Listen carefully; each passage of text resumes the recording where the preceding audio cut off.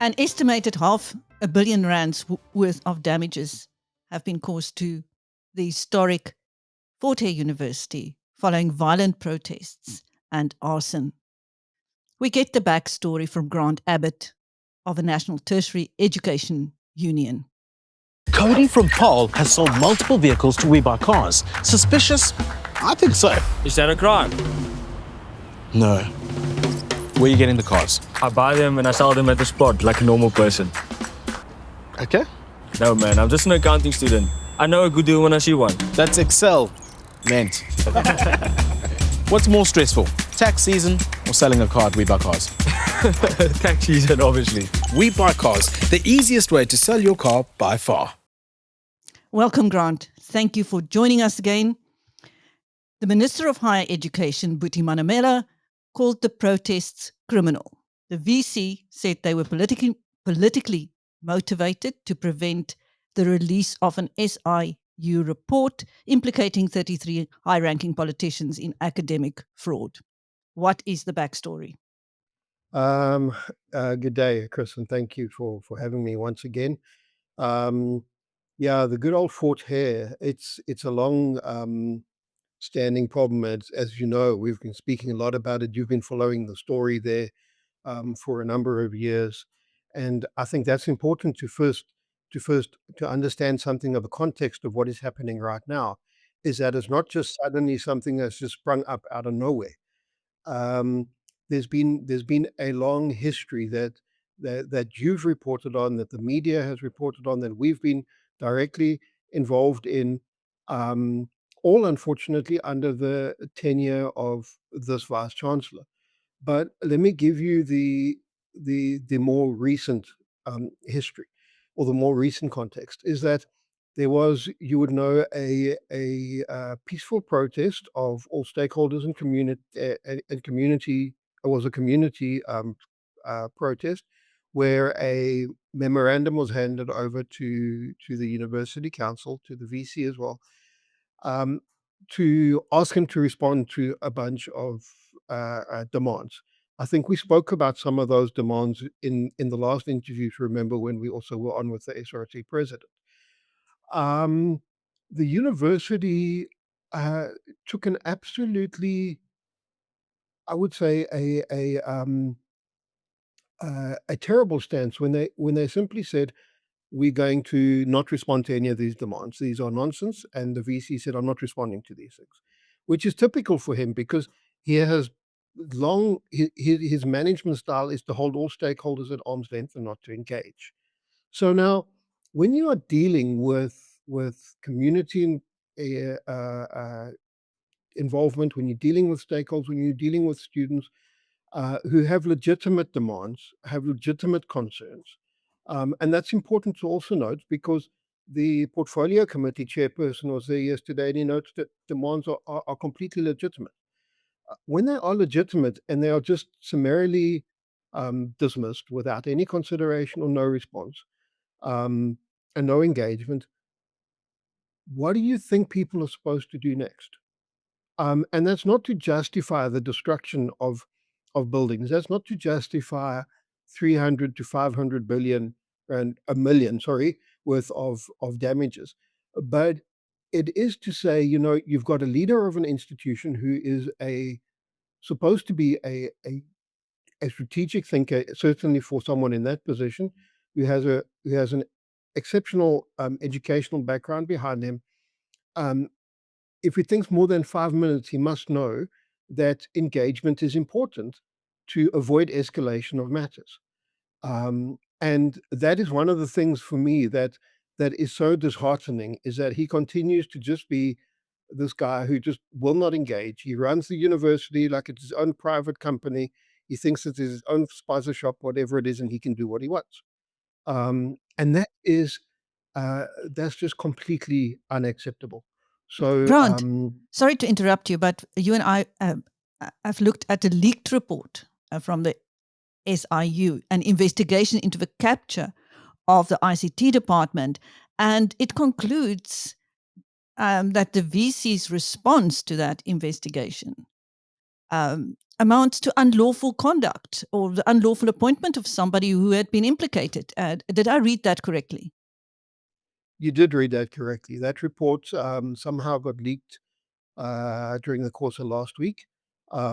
We've subsequently learned, and it's public knowledge, that that report has been on the VC's desk for 3 weeks, and is not acted on it. That the SIU met with him and were concerned about this individual that has subsequently been appointed. However, their concern was raised with him before the appointment happened. And he still went ahead and appointed that person. And we're not talking about 4 or 5 years ago. We're talking about 4 or 5 months ago. As in very recent, right in the middle of all of the corruption, he appoints someone who is implicated in the SIU report as being possibly corrupt, allegedly. So he still, while he says he has a zero tolerance towards corruption and all of that, why would he go ahead and appoint someone like that anyway?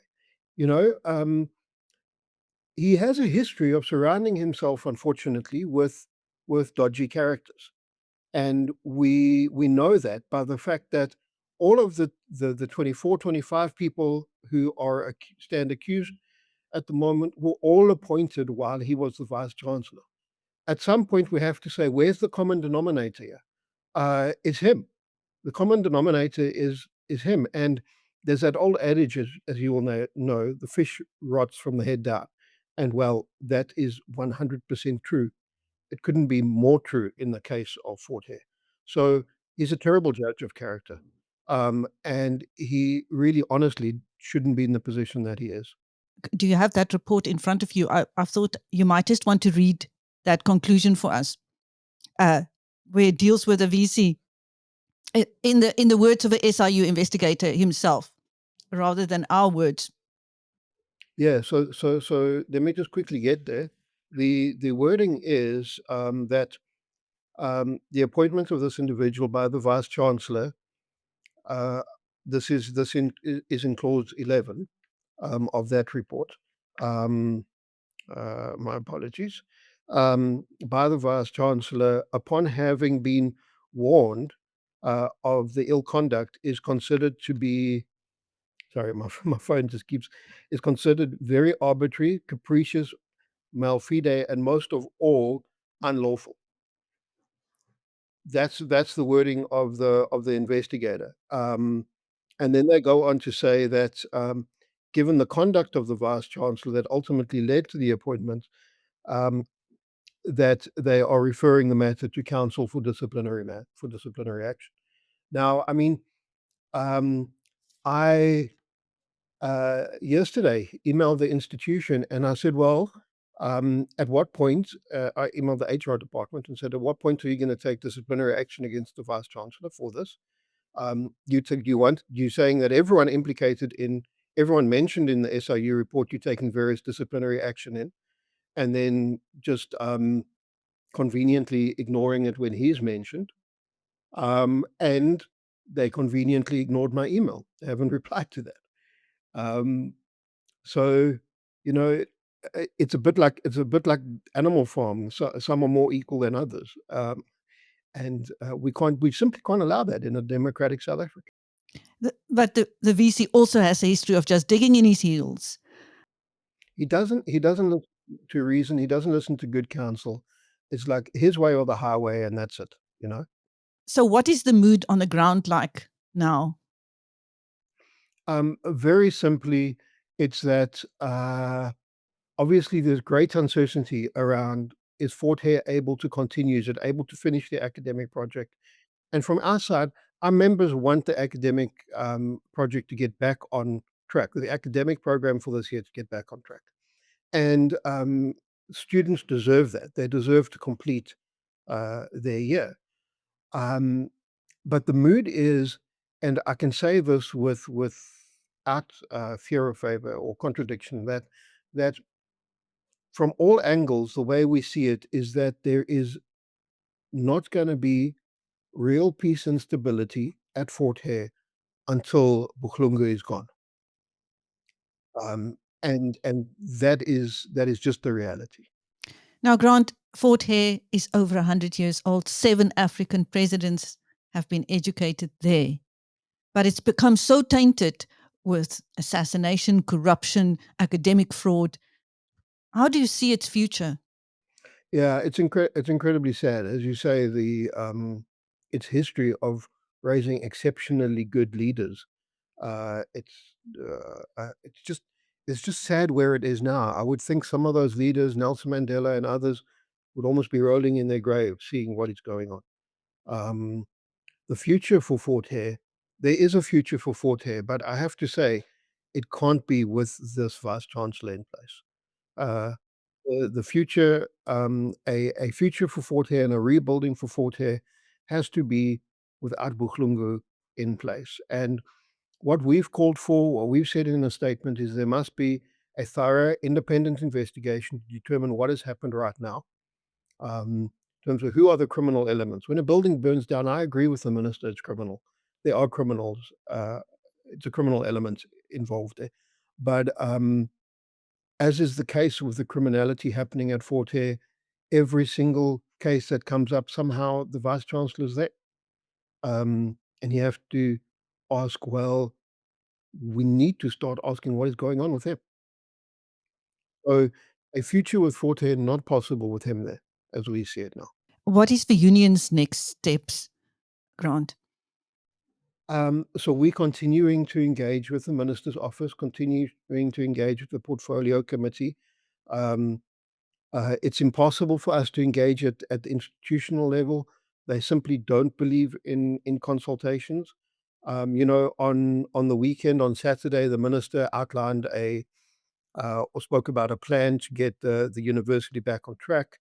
And our honest position is that that plan can only succeed if stakeholders are consulted and are involved in the process. And by all accounts, history shows that they don't want to do that at the university. We agree that the minister must invoke the relevant sections in the Higher Education Act and appoint an independent assessor to investigate what is going on there. It is clear, not just from right now, but last 5, 6, 7 years of this VC's tenure, that there is gross irregularities and corruption going on. So we're continuing to advocate for that. It is difficult because every time I speak out, even like now, our members get targeted. There's something new that comes along. It's an incredibly difficult place to be in because you're caught between a rock and a hard place of wanting to defend members while also just being someone who being an organization that speaks truth to power. This has been the thing that I've constantly repeated on your show and others, is that we need people to stand up and start speaking. And we are so, in a way, glad that stakeholders, student organizations are taking up that mantra and saying, no more, we have to start speaking truth, and more voices need to do that. So I want to encourage that to continue. So we doing that from every angle that we can as a union, and we will continue to do so. We'll continue to be the thorn in the VC side and say you have to.